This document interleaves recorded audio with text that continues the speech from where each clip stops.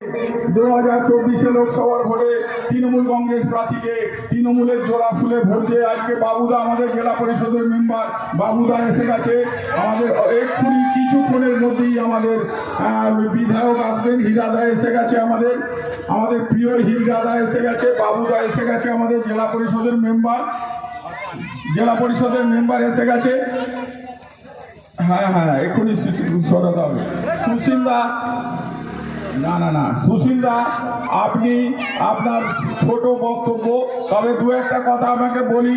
এই বনহরিপুর যে আছে আমাদের এই সব বুথগুলো আছে, আপনারা 2020 লোকসভার ভোটে আপনারা কাঁধে কাঁধ মিলিয়ে এই বনহরিপুরের বুথগুলোকে বিপুলভাবে জয়ী করবেন, 100% জয়ী করবেন। এখানে অনলি তৃণমূল ভোট করবে, তৃণমূল ছাড়া